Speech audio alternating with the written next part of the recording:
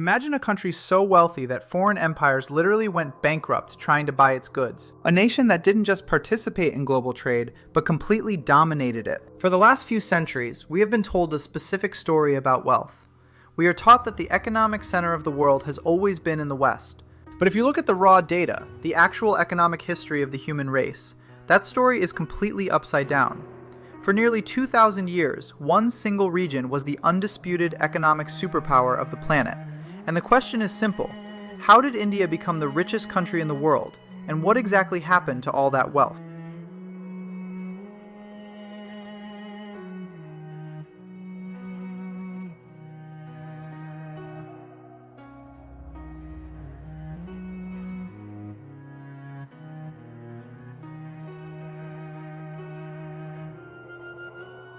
To understand this story, we cannot look at modern history.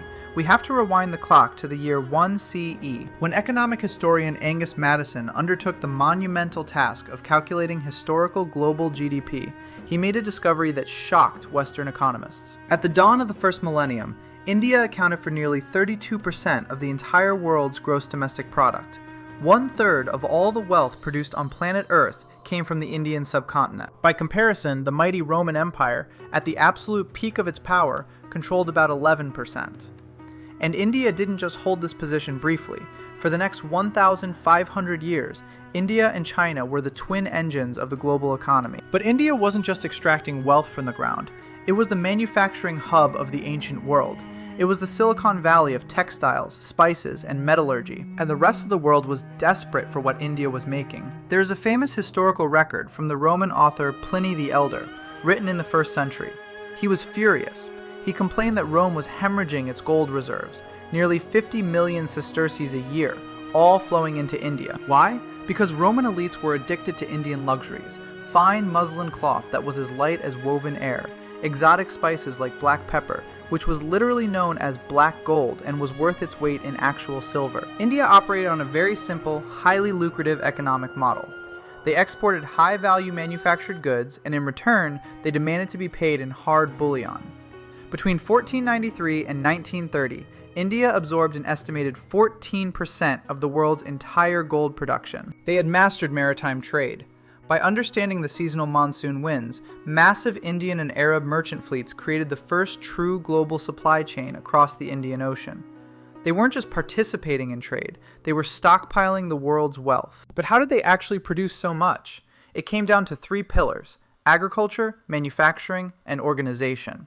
First, the land itself.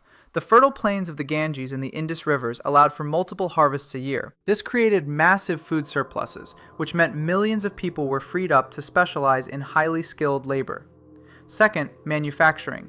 India wasn't exporting raw materials, it was exporting finished, highly processed goods. Long before the Industrial Revolution in Europe, India was undergoing proto-industrialization. Indian steel, known as Wootz steel, was highly prized for making Damascus swords. Indian shipyards built vessels that were far larger and more durable than European ships. And then there were textiles.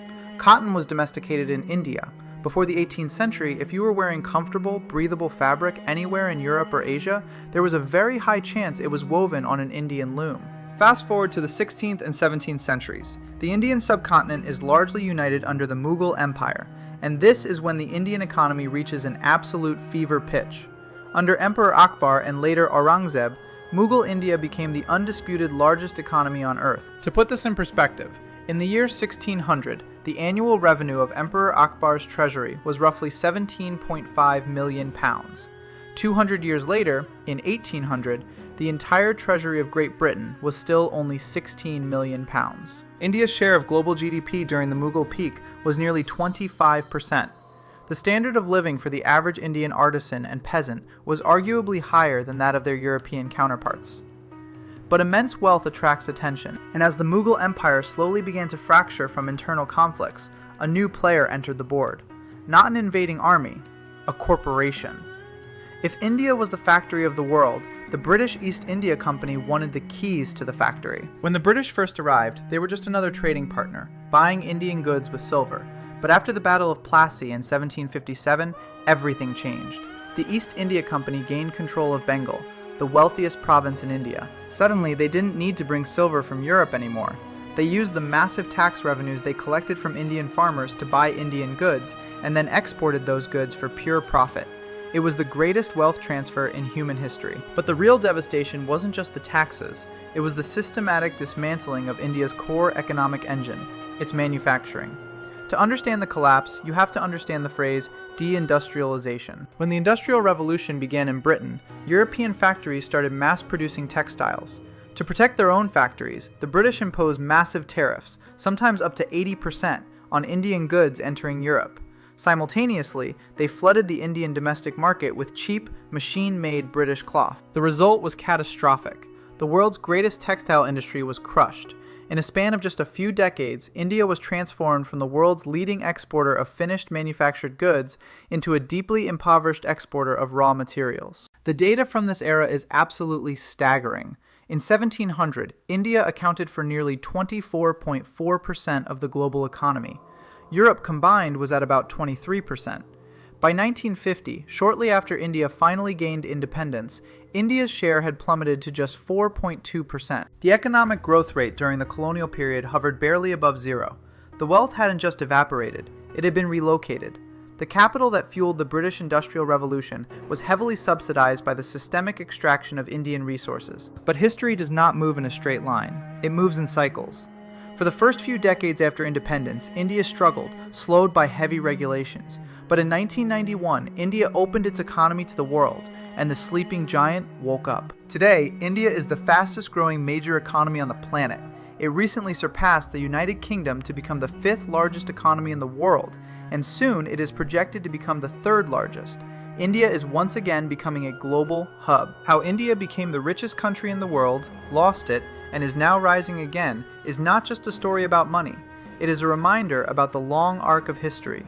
We assume the current balance of power is permanent, but for 2,000 years the economic center of gravity resided in the East. The question isn't whether India can become a dominant global economy again. The question is how the rest of the world will adapt when the pendulum finally swings back to where it started.